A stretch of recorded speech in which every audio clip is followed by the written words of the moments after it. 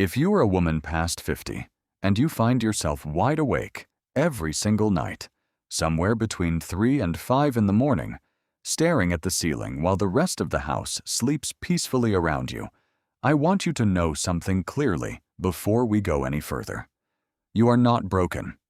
You are not failing at something everyone else seems to manage effortlessly. And you are certainly not alone.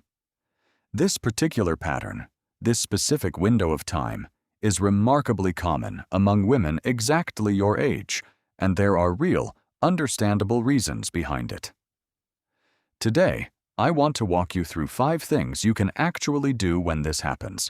Gentle, practical steps grounded in what is truly happening inside your body during these years, so that these early morning hours stop feeling like an enemy and start feeling like something you know how to move through with grace.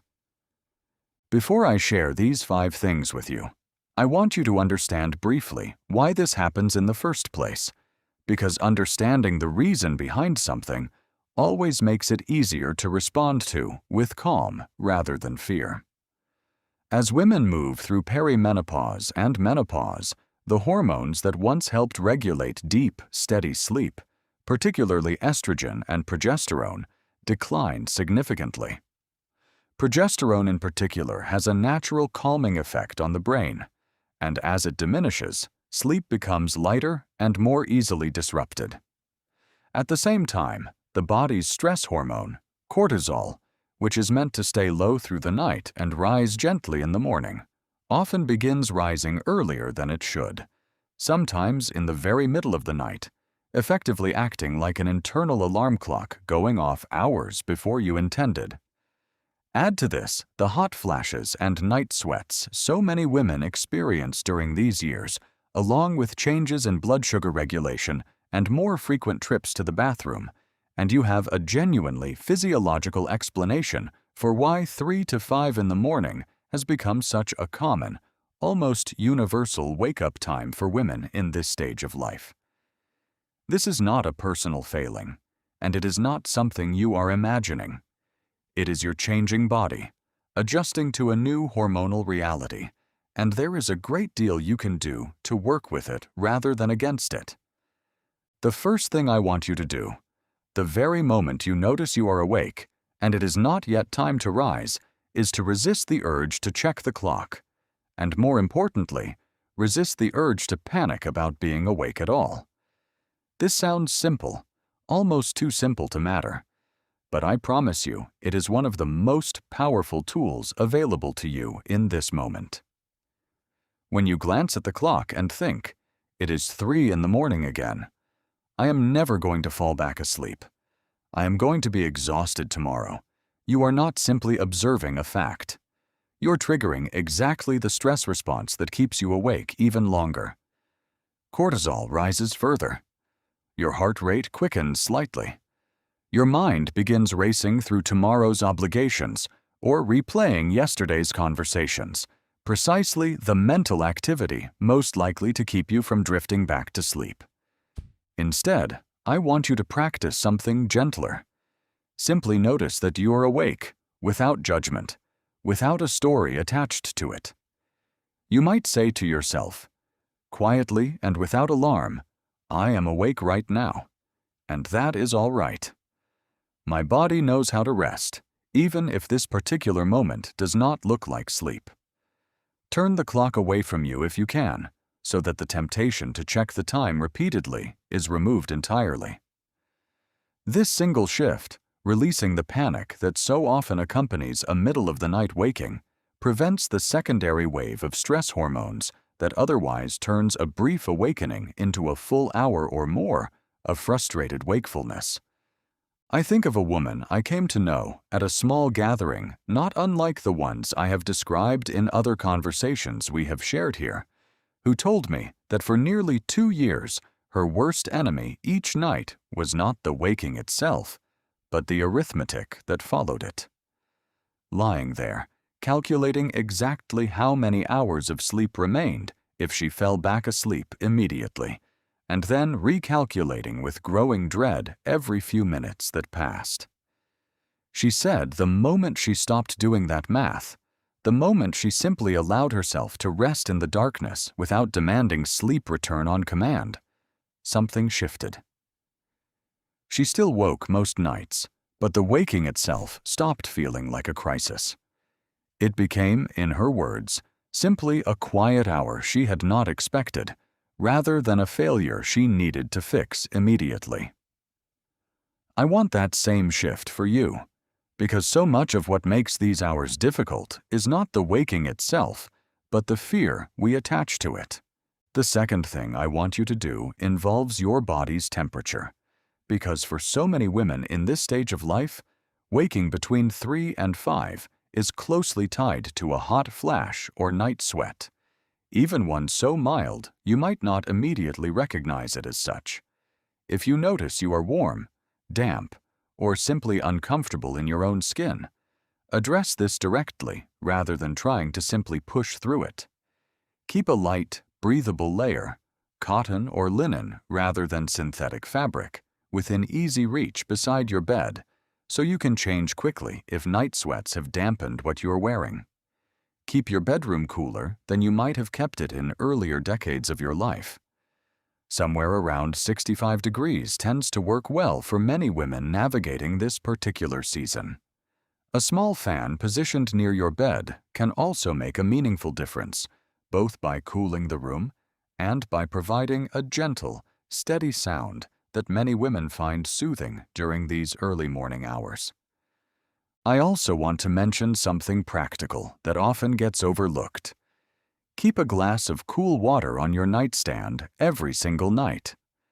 Not only does this address the simple dehydration that so often accompanies night sweats, but the small, calm ritual of taking a few sips of cool water can itself become a signal to your body that this is a brief pause, not the beginning of your day. Something as simple as temperature regulation, addressed calmly and consistently, resolves more of these middle-of-the-night wakings than most women realize, precisely because it addresses one of the true physiological causes directly, rather than fighting against a mystery you cannot name. I also want to gently mention your sleepwear itself, since it is such a small detail that so many women overlook entirely.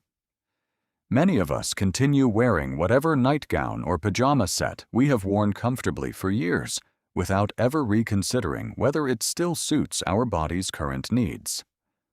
Fabrics that once felt perfectly comfortable can trap heat and moisture in ways that make night sweats considerably more disruptive than they need to be.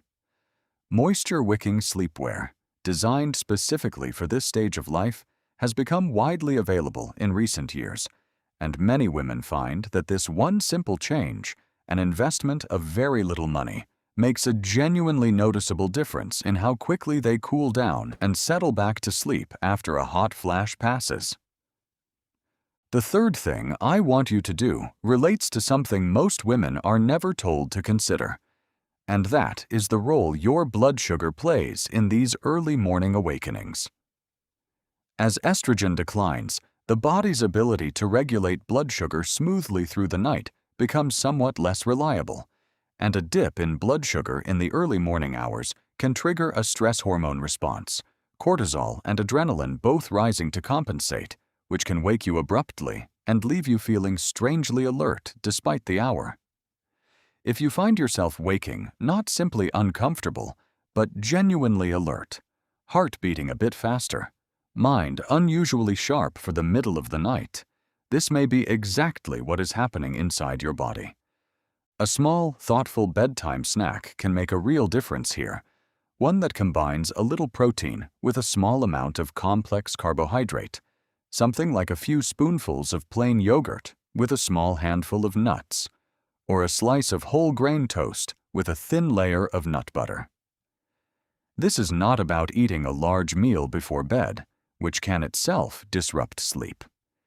It is about giving your body a small, steady source of fuel that helps prevent the sharp blood sugar dip that so often coincides with those 3 to 5 in the morning awakenings.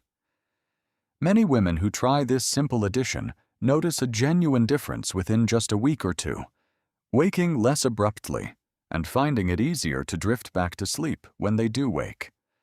I want to add one more piece to this particular puzzle because I think it explains why so many women feel confused when this happens to them specifically. You might notice that these sharper, more alert awakenings tend to happen more often on evenings when dinner was lighter than usual, or when you had a glass of wine without much food alongside it, or on days when you were more physically active than usual without adjusting your evening meal accordingly. Paying gentle attention to this pattern over a week or two, simply noticing which evenings tend to produce these sharper wakings, can help you understand your own particular body a little better and adjust your evening meals accordingly, rather than following a generic rule that may not perfectly fit your own circumstances. The fourth thing I want you to do applies specifically to the moments when, despite everything, you find yourself lying awake for longer than 15 or 20 minutes, unable to drift back into sleep no matter how calm you try to remain. In this situation, I want to encourage you, gently but firmly, to get out of bed rather than continuing to lie there, growing more frustrated with each passing minute. This might feel counterintuitive, especially if you were raised to believe that staying in bed, no matter what, was simply what a person did at night. But sleep researchers have found that lying awake in bed, growing increasingly tense and frustrated, actually begins to train your mind to associate your bed with wakefulness and frustration rather than rest, making future nights even more difficult. Instead, rise quietly and move to another room if possible. Keep the lights low, ideally warm and dim rather than bright, since bright light, especially the blue light from a phone or tablet screen, signals to your brain that it is time to be fully awake, exactly the opposite of what you need in this moment.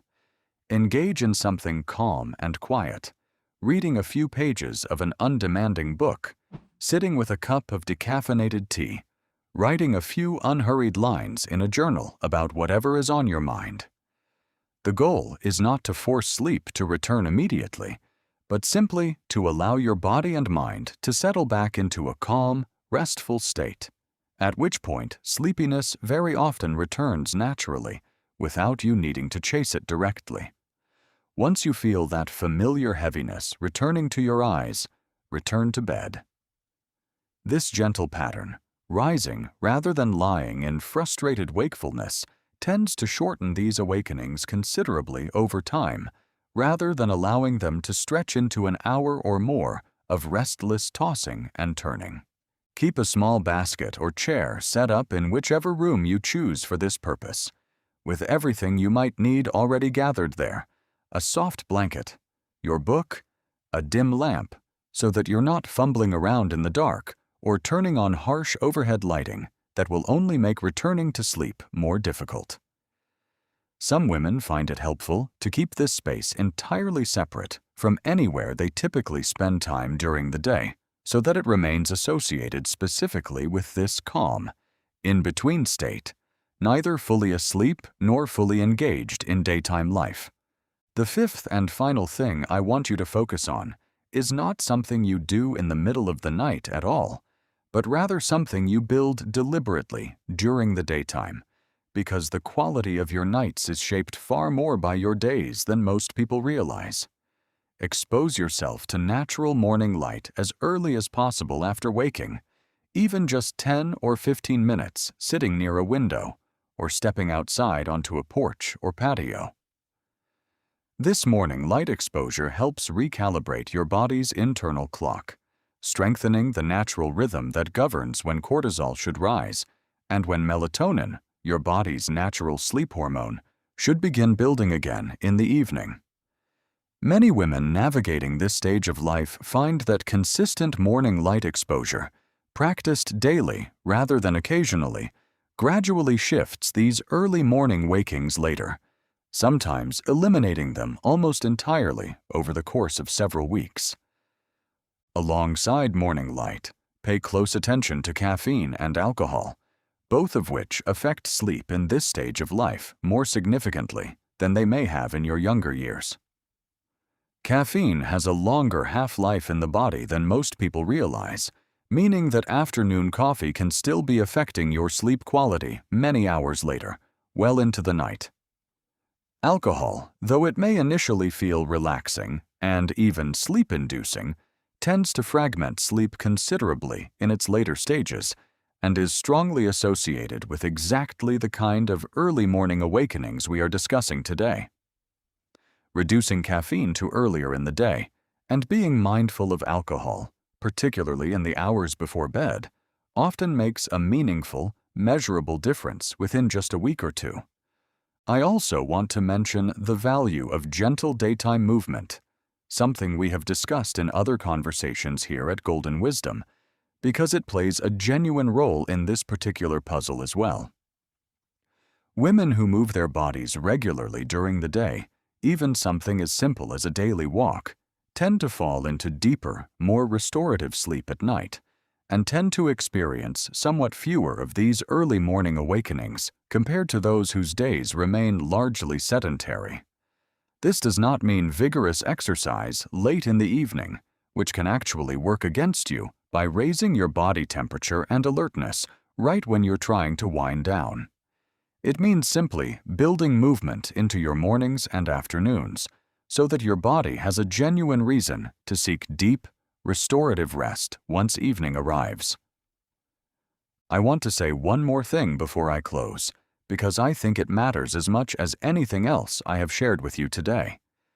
If these early morning awakenings are happening nearly every single night, if they are accompanied by loud snoring, gasping, or a sense that you are not breathing properly during sleep, or if you find yourself exhausted no matter how many of these strategies you try consistently, please bring this to your doctor directly and ask specifically about sleep apnea and hormone-related sleep changes. Sleep apnea becomes considerably more common in women during and after menopause, and it is both underdiagnosed and highly treatable once identified properly. Similarly, for some women, hormone replacement therapy, discussed thoughtfully and individually with a doctor who understands this stage of life well, can meaningfully improve sleep quality when lifestyle changes alone are not quite enough. There is no failure in seeking this kind of support. There is only wisdom in recognizing when a pattern deserves more than home remedies alone can offer. I want to close by returning to where we began. If you find yourself awake between 3 and 5 in the morning, staring at the ceiling while the world sleeps quietly around you, please release any shame or frustration you may be carrying about it. Your body is not malfunctioning. It is moving through a profound and entirely natural transition, one that generations of women before you have navigated as well, often without any of the understanding or practical tools you now have available to you. Notice the waking without panic. Cool your body gently. Nourish your blood sugar thoughtfully before bed. Rise calmly rather than lying in frustration when sleep will not return quickly. And build your days, particularly your mornings, in a way that gently supports your nights. These 5 things, practiced consistently rather than perfectly, have helped countless women move through this season with far more ease and far less dread than they ever expected possible. Give yourself real patience as you begin trying these 5 things. Bodies that have spent months or even years waking abruptly at this same hour rarely shift overnight, and a single restful night does not mean the pattern is fully resolved, just as a single difficult night does not mean those strategies have failed you. Give each of these 5 things 2 to 3 weeks of genuine, consistent practice before deciding whether it has helped, and consider keeping a simple note by your bed each morning, just a line or 2 about how the night went, so that you can notice gradual improvement even on the nights that still feel difficult in the moment. Thank you for spending this time with me today. If this gave you something useful, something you can try tonight or tomorrow morning, I hope you will share it with another woman navigating this same season, because so many of us are moving through this quietly, wondering if we are the only ones. We are not. And neither are you. Stay with us here at Golden Wisdom, and I will see you in the next one.